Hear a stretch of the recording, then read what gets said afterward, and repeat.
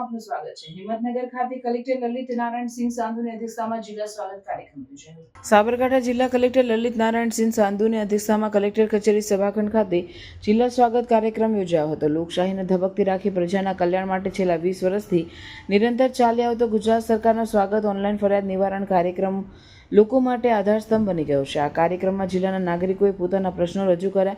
આ કાર્યક્રમમાં દબાણ દૂર કરવા બાબત, જમીન સર્વેક્ષણ બાબત, હેન્ડપંપ લગાવવા, પીવાના પાણીના નિવારણ, પ્લોટ ફાળવણી, ગટર સફાઈ સહિત વિવિધ વિષયો પર અરજદારો દ્વારા પ્રશ્નો રજૂ કરવામાં આવ્યા। આ કાર્યક્રમમાં કલેક્ટરે જિલ્લા સ્વાગત કાર્યક્રમમાં અરજદારોને યોગ્ય માર્ગદર્શન આપી તેમના પ્રશ્નોનો ઝડપી નિકાલ આવે તે અંગે સંબંધિત અધિકારીઓને અનુરોધ કર્યો। વધુમાં કલેક્ટરે વહીવટીતંત્રના તમામ અમલીકરણ અધિકારીઓને લોકોના પ્રશ્નોને શાંતિથી સાંભળી યોગ્ય ઉકેલ લાવવાની દિશામાં કામગીરી કરવા જણાવ્યું હતું।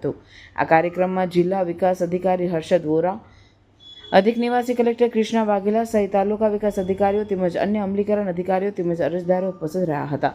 રિપોર્ટર કરશનભાઈ વણકર, બેરણા।